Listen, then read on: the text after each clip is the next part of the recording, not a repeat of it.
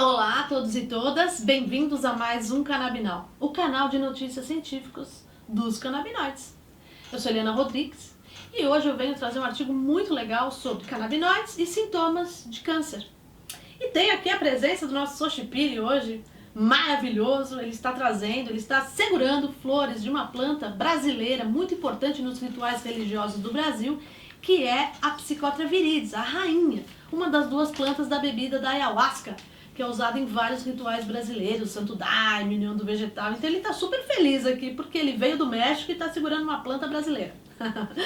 Mas vamos lá, a questão de hoje é assim, a gente sabe que pacientes oncológicos sofrem com muitos sintomas, né? Então dor, náusea provocada pela quimioterapia, insônia, depressão, ansiedade. E a gente já sabe que os canabinoides trazem benefícios.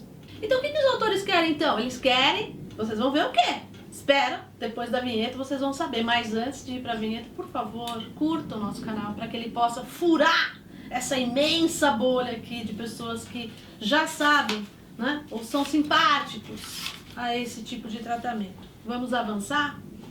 Eu conto com vocês. Vamos lá.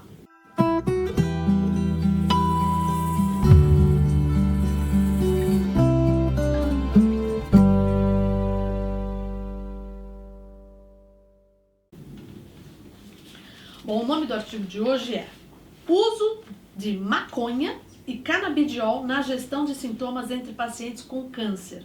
Ele foi publicado agora, em setembro de 2023, na revista Cancer Research Communications. E os autores são de várias universidades dos Estados Unidos. Por que maconha? Porque quando falo em maconha, geralmente vem a ideia do cigarro, do prensado, né? Então é um pouco isso que nós vamos ver aqui, tá?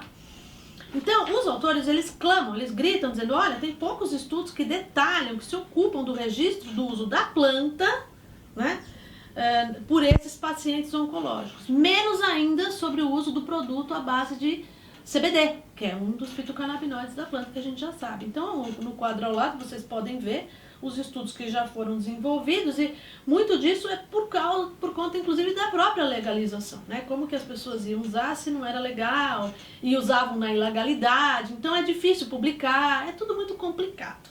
Mas eles falam que é extremamente importante a gente publicar, estudar e divulgar isso entre os médicos. Por quê?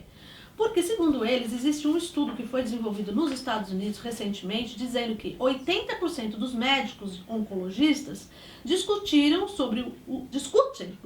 né? Costumam discutir com os seus pacientes sobre os benefícios da maconha. Discutem só, né? E que mais de 65% relataram que a maconha era de utilidade para o gerenciamento de sintomas oncológicos. Aqui a gente já tem uma informação a mais. Porém, aí vem a parte ruim, né? Apenas 30% desses médicos se sentem suficientemente capazes de prescrever essa planta para os seus pacientes. Então falta comunicação científica, falta essa ponte entre o que está se vendo aqui na universidade e o médico que está lá na clínica. Por isso que eles estão gritando aqui, né? Precisamos ampliar esses estudos, precisamos divulgar. E o objetivo, então, dos autores é justamente identificar formas e motivos pelos quais os pacientes oncológicos utilizam a maconha e produtos à base de CBD, adultos de 8 clínicas de Ohio, Estados Unidos. E também eles querem verificar qual a eficácia percebida do ponto de vista desses pacientes na gestão dos principais sintomas deles, que é dor, náusea, insônia, né? Bem, então de julho de 2021 a agosto de 2022 foram selecionados pacientes adultos diagnosticados com câncer invasivo e em tratamento nos últimos 2 meses e que pertencessem a essas 8 clínicas, como eu já disse. Esses pacientes eles foram recrutados pessoalmente durante consultas e também por telefone usando uma amostragem não probabilística. O que é isso? É aquela onde o pesquisador decide quem vai entrar na amostra. Então ela não é tão representativa do grande universo, digamos assim. Ela é menos considerada no mundo científico do que a amostragem que é probabilística, onde você ali consegue calcular que todo mundo vai estar na amostra e tudo mais. Bom, esses pacientes eles responderam um questionário online entre 2021 e 2022, com diversas perguntas que estão aí na tela, vocês podem ver, mas o que nos interessa aqui é como que usavam esses produtos, frequência de uso, para que sintomas, enfim, se amenizava ou não, né? E entre os resultados, então, os pesquisadores observaram que nessas 8 clínicas oncológicas, eles conseguiram recrutar 934 pacientes, né? E que desses pacientes, apenas 15%, ou seja, 142 deles, usavam ou maconha, né? Ou algum produto à base de CBD. Esses pacientes de câncer invasivo podia ser na mama, no aparelho ginecológico, geniturinário, gastrointestinal, hematológico, pele.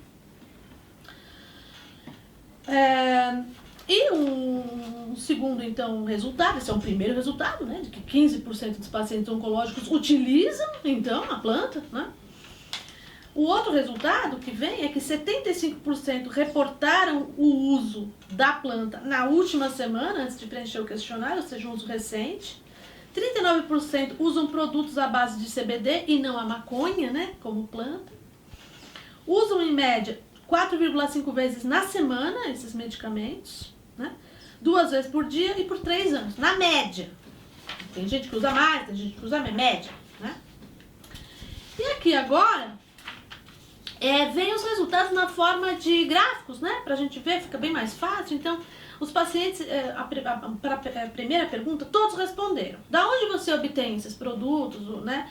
Então, eles relatam amigo ou comércio local. E também pode ser que é o que está em verde aí, né? A coluna verde da imagem.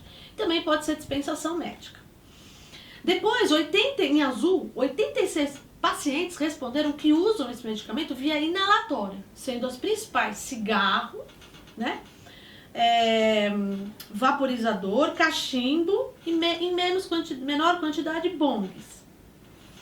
Em laranja, 94 pacientes responderam que usam esses medicamentos na forma oral, comendo doce, bala, bolo. E em marrom, 13 pacientes relataram que usam loções ou cremes, né? Ou seja, via tópico, ou para dor, enfim, né? Então, cada paciente pode usar mais de uma via diferente também, né? Temos que saber isso, né? Bem, olhando agora esse outro gráfico, a gente consegue também entender que os pacientes, eles relataram alívio ou moderado ou alto, ou seja, alívio, não é pequeno, ou moderado ou alto, nos seguintes sintomas usando esses medicamentos. Então, com relação à melhora do sono e diminuição do estresse, mais de 50%, né? Mais especificamente, 57, 56% dos pacientes relataram. Controle de dor, 51%. Para abrir o apetite, 49%. Para evitar náusea, 38%. E para tratar depressão, 33%. Vejam, é moderado ou alto, né? Agora é esquisito que os autores só estudaram a questão do CBD e não estudaram óleos ricos em THC ou mais o THC, porque tudo isso que a gente está falando, náusea, dor, abrir apetite, está mais conectado, né, com o fitocannabinoide THC e não tanto com o CBD. Mas, provavelmente, pela própria legalização e não legalização desses produtos, né, não vou aqui amplificar mais a discussão, mas o que eu queria dizer é que os sintomas com maior nível de alívio, segundo os pacientes, foram para melhorar sono e diminuir náusea, e o menor para tratar o câncer em si. E aqui eu quero abrir agora um parênteses, sair um pouco desse artigo e levá-los até uma entrevista que o professor Rafael Mechulan fez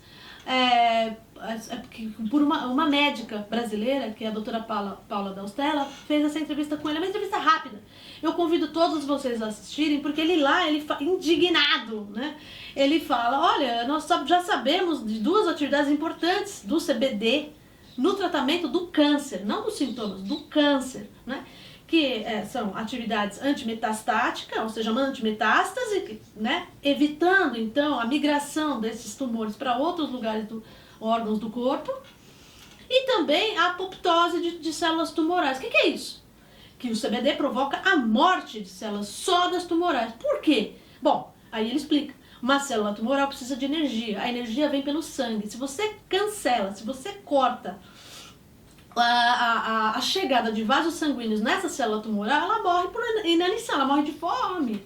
Então essa é a segunda atividade, efeito do CBD, que é antigiogênico, né? Atividade antigiogênica.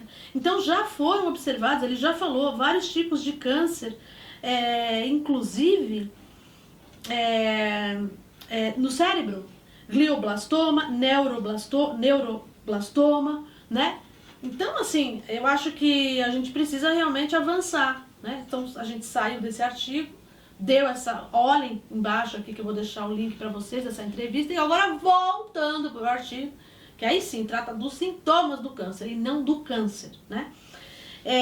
Os autores concluem que este estudo encontrou uma prevalência de 15% de uso de cannabis entre pacientes adultos com câncer invasivo, tratado em Ohio, que os pacientes relataram que a cannabis é eficaz para o alívio dos sintomas dor, ansiedade, falta de sono, estresse, náusea, depressão e falta de apetite, e que os seus produtos podem ser utilizados via oral, na forma de bala e bolo, inalatória, por meio de cachimbo, cigarro, bong e vaporizador, e também via tópica, por meio de loções e cremes. E os médicos devem estar cientes de que uma porcentagem substancial de pacientes com câncer estão usando produtos à base de cannabis e relatam sentir alívio dos sintomas com seu uso. Então isso aqui é muito importante, o médico precisa saber que o paciente está usando, até para investigar possíveis reações adversas, até para ele aprender como que ele pode usar isso na clínica oncológica, que é muito importante, né? Então, se você é um paciente oncológico, se você tem pessoas que você conhece que estão fazendo tratamento de câncer, traga essas informações aqui para o Canabinal, deixe o seu comentário, diga, está usando, não está usando, está melhorando, não está. Vamos fazer desse canal aqui, nosso, uma rede de apoio também. Né? Eu gosto muito de contar o caso da Cidinha, que é a presidente da Associação Cultive, que pôde ajudar a filha a aplacar as suas cerca de dezenas de crises convulsivas diárias, porque ela levou um artigo científico para uma médica, né? Em 2010, 2014, alguma coisa assim. Ou seja, ela avançou, ela pegou um dado da ciência e levou para a clínica, dizendo, olha, estou vendo aqui, será que você pode ler, estudar, me ajudar? Então, que o Canabinal também seja esse veículo divulgador para que pacientes possam melhorar a sua comunicação com os seus médicos. Isso é muito importante. Então, deixe seu comentário aqui e na semana que vem vamos trazer um artigo sensacional que vai falar sobre canabinoides e obesidade e diabetes tipo 2. São síndromes metabólicas. Eu aguardo vocês lá.